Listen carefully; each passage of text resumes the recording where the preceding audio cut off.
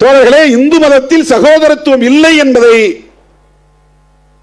இந்திய அரசமைப்பு சட்டம் சொல்கிறது. அதனால்தான் அதை அரச மதமாக இந்திய அரசமைப்பு சட்டம் ஏற்றுக்கொள்ளவில்லை.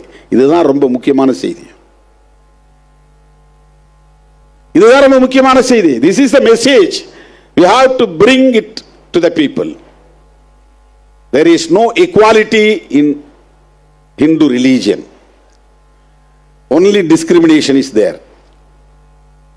அங்கே அரசமைப்பு சட்டத்தில் ஏன் இதை ஏற்றுக்கொள்ளவில்லை என்றால் சகோதரத்துவம் இல்லை, சமத்துவம் இல்லை. சகோதரத்துவம் இல்லாத இடத்தில் சமத்துவம் இருக்காது.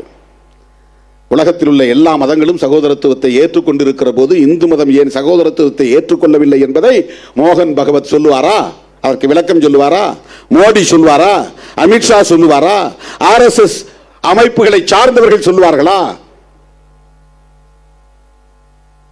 நீ என்னை சங்கராச்சாரியாக ஆக்க வேண்டும் என்று நான் சொல்லவில்லை. உன்னுடைய சகோதரனாக ஏற்றுக்கொள் என்று தான் சொல்லுகிறேன். உன்னால் அது முடியாது.